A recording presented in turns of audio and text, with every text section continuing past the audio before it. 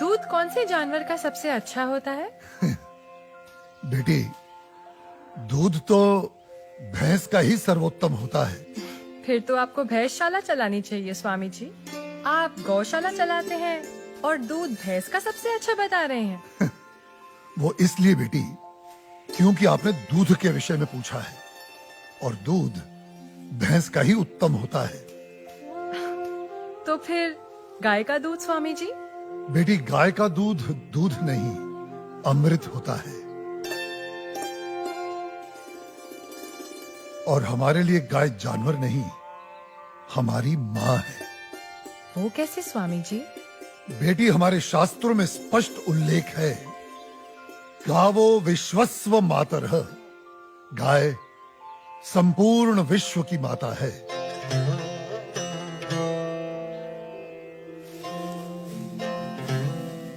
बेटी, गाय ही संसार में एकमात्र ऐसा प्राणी है जिसके अंग अंग से संसार को लाभ प्राप्त होता है। गाय दया, ममता और त्याग की देवी है।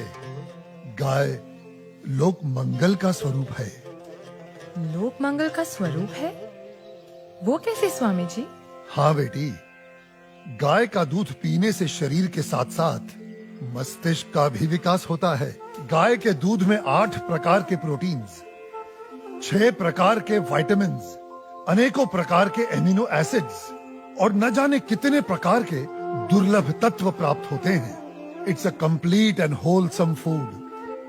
ये मानव शरीर के प्रत्येक रोगों के लिए वरदान है। इसीलिए ये अमृत है। अब तुम गौमूत्र को ही ले लो। गौमूत्र बेटी अद्भुत औषधि है और हमारे आयुर्वेद में तो कई सारी जीवन रक्षक दवाएं गौमूत्र को केंद्रित करके ही बनाई जाती हैं। अच्छा। क्या आपको पता है, अमेरिका अपनी दवाइयां बनाने के लिए काऊ यूरिन इंडिया से ही इंपोर्ट करता है। रियली? अब आओ गोबर पर। काऊ डंग, जिसका अज्ञानी लोग बहुत मजाक उड़ाते हैं, वही गोबर ईंधन और खाद यानी कोल और मैन्योर का काम करता है। It's a natural fuel and fertiliser. आपको पता है बेटी, गांव के कच्चे घरों की दीवारों पर गोबर लेपने से उन पर सूर्य की सख्त और विषाक्त किरणों का असर ही नहीं होता। ओह। बेटी, हमारे शास्त्रों में कहा गया है कि गाय के खुरों से उड़ी धूल यानी गोधूली अपने मस्तक पर लगाना तमाम तीर्थों में स्नान करने के बराबर है। लेकिन स्वामी जी, आपने ये गौशाला खोलकर जो बूढ़ी और दूध ना देने वाली गायों को शेल्टर दिया है, अगर कोई कसाई इन्हीं गायों को काटकर उनका मांस अगर बाजार में बेचता है, उसे तो 30-40 हजार का लाभ हो सकता है। लेकिन आपने तो इन बूढ़ी गायों को शरण देकर उसके पेट पर तो लात मार दी है। उस बेचारे का तो रोजगार छिन गया है स्वामी जी। हम कितने एहसान फरामोश हो गए हैं बेटी। चलो आज एक कैलकुलेशन करते हैं। एक गाय 20 से 25 साल जीती है। वो अपने जीवन काल में 15 साल हर रोज 15 से 20 लीटर दूध देती है। इसका मतलब एक साल में हुए तकरीबन 7,000 लीटर दूध और 15 साल में हुए 1,05,000 लीटर दूध। अब आप अंदाजा लगा लो, 1 लीटर दूध कितने का बिकता है और 1,05,000 लीटर दूध कितने का बिकेगा। अब तुम वैसे ही गोबर और गौमूत्र का भी गणित जोड़ लो। तुम्हारी आंखें फटी और खुली रह जाएंगी कि एक गाय अपने पूरे जीवन काल में कितने करोड़ों रुपए मनुष्य को कमा कर देती है। बेटी, अनेक इंडस्ट्रीज काऊ डेयरी और उसके बाय प्रोडक्ट्स पर टिकी हुई हैं। और ये गणित यहीं खत्म नहीं होता बेटी। उसकी मृत्यु के उपरांत उसकी चमड़ी, उसकी अस्थियां भी काम में आती हैं। उससे भी लोग पैसे कमाते हैं। आप 30-40 हजार रुपयों की खातिर उस ममता की मूर्त को जीवित काट कर व्यापार करने की बात कर रही हो, उसे खाने की बात कर रही हो।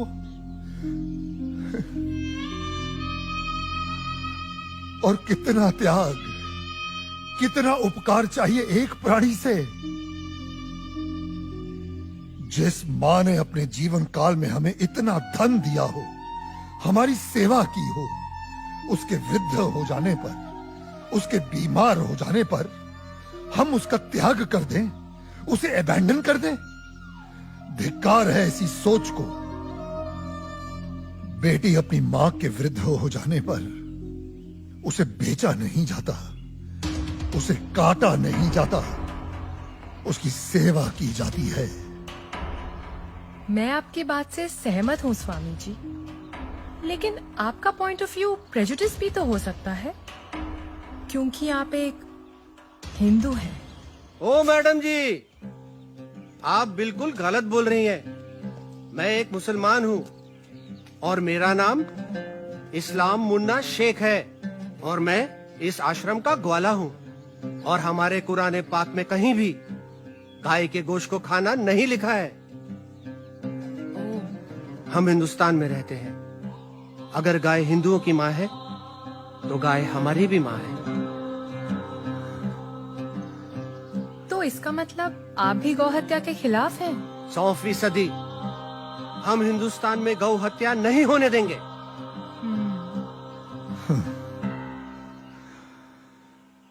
बेटी,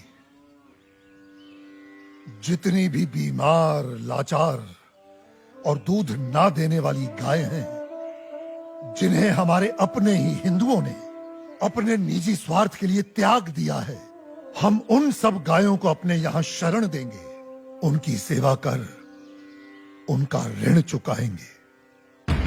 पादरी साहब मुबारक हो। आदिवासियों के 4 गांव सबसे बात हो गई है। सब धर्म परिवर्तन के लिए तैयार हैं। आप तो ये रखिए, धर्म परिवर्तन के बाद सब में बांट दीजिएगा, सबको खुश करके भेजिएगा। Thank you my dear, God bless you. मगर पादरी साहब, उन आदिवासियों के सारे वोट मुझे ही मिलने चाहिए। श्योर। अपने लाल सलाम को अपना लाल बावटा फहराना चाहिए। Don't you worry mister Shiva Rao, आप तो बस हमारी मिशनरी को सपोर्ट करते रहिए। आई एश्योर यू, आपको वोटों की कभी कमी नहीं होगी। कोई वोट नहीं पड़ेगा साहब, भूल जाओ राव साहब, भूल जाओ। कोई वोट नहीं पड़ेगा और ना ही कोई धर्म परिवर्तन होने वाला है। हा? क्या बकवास कर रहा है? बकवास नहीं करता है साहब, सच बोलता है। एक नया साधु आया है, पूरा दिन सनातन धर्म का प्रचार करता है, भंडारा लगाता है और ये आदिवासी बैठ के उसका बात सुनते। ये पत्रकार लोग खूब इंटरव्यू कर रहे हैं उसका। और भाई, उसका कन्विंसिंग पावर इतना जबरदस्त है कि कोई भी दूसरा धर्म घंटा अपनाएगा। ये तो कुछ नहीं साहब, अपना मांस का धंधा चौपट होने वाला है। वो सारी बूढ़ी और बीमार गायों को शरण देता है। वो स्वामी गो हत्या के सख्त खिलाफ है।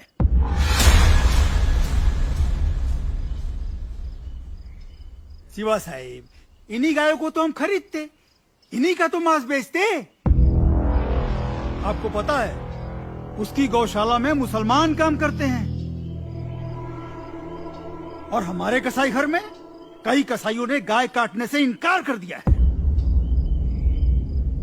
शिवा साहिब, गाय नहीं कटेंगी तो धंधा कैसे होएगा, और धंधा नहीं होएगा तो पैसे कहाँ से आएंगे, और पैसे नहीं आएंगे तो इलेक्शन में जीतेंगे कहाँ से। उन्हें अपनी भाषा में समझाया नहीं उसको?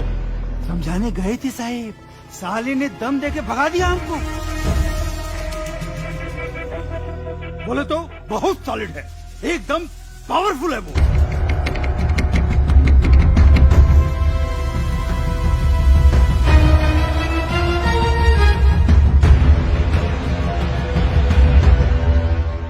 स्वामी जी, आप तो सेक्युलर हैं, लेकिन आपके हिंदू धर्म में ये जो कास्ट सिस्टम है जात पात, भेदभाव, ऊंच नीच, इसके बारे में आपको क्या कहना है? हाँ बेटी, इन्हीं बुराइयों ने तो हमारे सनातन धर्म को कलंकित कर दिया है और मैं बेटी इसका सख्त विरोध करता हूं। लेकिन बेटी क्या तुम जानती हो, ये ब्राह्मण, क्षत्रिय, वैश्य और शूद्र जातियां नहीं हैं, ये 4 वर्ण हैं और इन 4 वर्णों का विभाजन जन्म के आधार पर नहीं, कर्म के आधार पर किया गया है। समाज की उत्कृष्ट व्यवस्था के लिए, गवर्नेंस के लिए स्वयं मनुष्य ने इन वर्णों को बनाया है। बेटी जो तेज बुद्धि वाले थे उन्हें पूजा पाठ, पठन पाठन, यज्ञ हवन और ज्ञान का प्रचार सौंपा गया, वे ब्राह्मण कहलाए। जो बलिष्ठ और शक्तिशाली थे उन्हें समाज की रक्षा का भार सौंपा गया, वे क्षत्रिय कहलाए। जो बिजनेस माइंडेड थे उन्हें व्यवसाय दिया गया, वे वैश्य हुए। और बेटी समाज में स्वच्छता बनाए रखने वालों को, सेवा करने वालों को चौथे वर्ण का नाम दिया गया, वे शूद्र कहलाए। बेटी हमारे शास्त्र कहते हैं, जन्मने जायते शूद्राः संस्कारात् द्विनोच्यते, अर्थात जन्म से प्रत्येक व्यक्ति शूद्र होता है। वो केवल अपने संस्कारों से, अपने कर्मों से ब्राह्मण, क्षत्रिय, वैश्य या शूद्र बनता है। अब आप मुझे ही ले लो, पहले मैं अखाड़े में पहलवानी करता था तो तब मैं क्षत्रिय था, आज मैं प्रवचन देता हूं तो आज मैं ब्राह्मण हुआ, और यदि कल मैं कोई व्यवसाय करता हूं तो मैं वैश्य कहलाऊंगा, समझी? मेरा ब्राह्मण या क्षत्रिय होने पर कोई कॉपीराइट नहीं है। बेटी हमारे सनातन धर्म में ऊंच नीच का कोई स्थान नहीं है। ये चारों वर्ण एक दूसरे के पूरक हैं। They are interdependent on each other. ये एक गाड़ी के 4 पहियों के समान है। बिना एक दूसरे के सहयोग के समाज का कोई भी महत्वपूर्ण कार्य पूरा नहीं हो सकता। जी स्वामी जी। बेटी सनातन धर्म तो समस्त वर्णों, समस्त प्राणियों में करुणा, दया और अपनत्व की भावना रखना सिखाता है। सर्व धर्म समभाव में विश्वास करना सिखाता है। हमारा धर्म सब धर्मों को एक समान मानता है। बेटी हमारे लिए तो ये पूरी धरती एक कुटुंब है, एक परिवार है। The whole world is one family, वसुधैव कुटुंबकम। पंडित,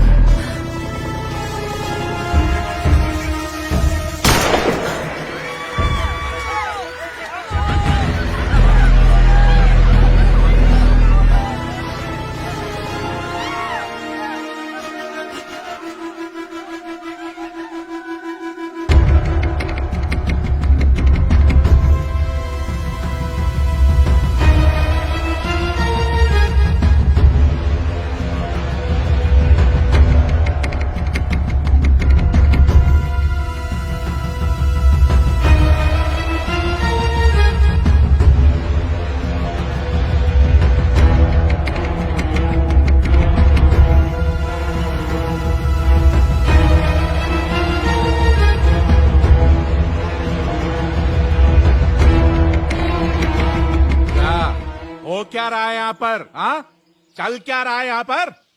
तुम लोग यहाँ धर्म परिवर्तन करा रहे हो। मैं केवल धर्म का अर्थ समझा रहा था, सत्य का मार्ग बता रहा था। हाँ, रहने दे, साफ पता चल रही है तुम्हारी मंशा।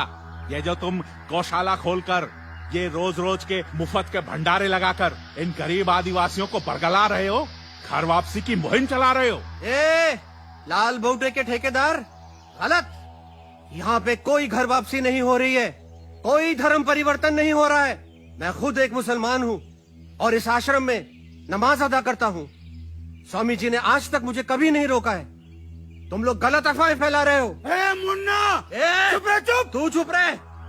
क्या तुम लोग हिंदू मुसलमान बोल बोल के हम में दरार पैदा कर रहे हो? चलो निकलो यहाँ से, बंद करो अपनी ये राजनीति की दुकान। ए मुन्ना, तू अपना मुंह बंद रख। चिल्लाओ मत। मैं तुम्हें अच्छी तरह जानता हूँ कनन शिवाराव। जिस प्रकार तुम सनातन धर्म के विरुद्ध इन भोले भाले आदिवासियों के हृदय में जहर इंजेक्ट कर रहे हो और अपनी वोटों की खातिर पैसा बांट बांट कर इनका धर्म परिवर्तन कर रहे हो, ये सब अब नहीं चलेगा। ए स्वामी, तू जानता भी है कौन है ये? जानता हूँ। तुम्हारे आका हैं जो तुम्हारे नाम पर फर्जी ट्रांसपोर्ट कंपनी चला रहा है और गैर कानूनी तरीके से गौ मांस बेचने का घोर अपराध कर रहा है। ए पंडित, कनन शिवाराव, गाय हमारी माँ है। हम उसकी पूजा करते हैं, उसकी सेवा करते हैं और कोई उसे काटे हम कतई बर्दाश्त नहीं करेंगे। हम तुम्हारा ये गोरख धंधा बंद करवा के रहेंगे। ए तू हमारा धंधा बंद करवाएगा? हाँ?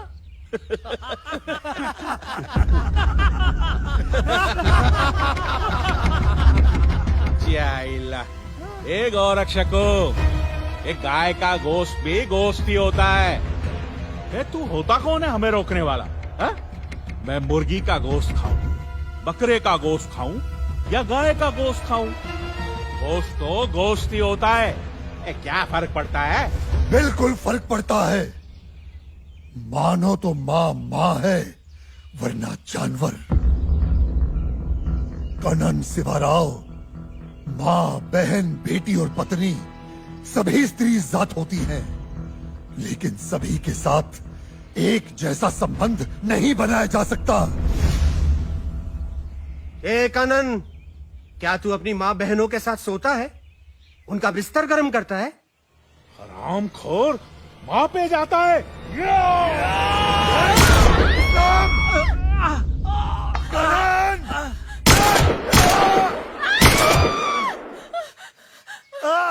ये हमारे दलित भाइयों को भड़का रहे हैं, उनका धर्म परिवर्तन करा रहे हैं। मारो!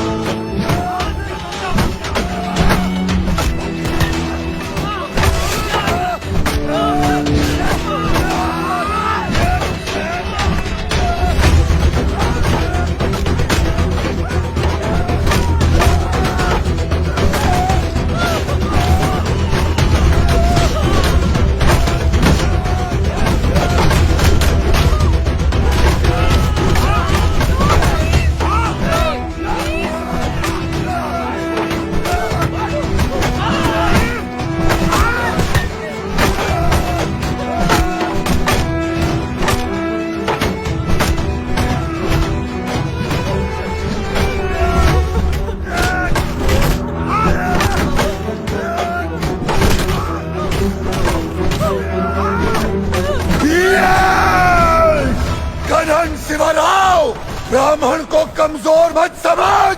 ब्राह्मण दीनहीन तो सुदामा, त्याग में दधीचि और प्रतिशोध में चाणक्य और दंभ में रावण और रुद्र हुआ तो परशुराम।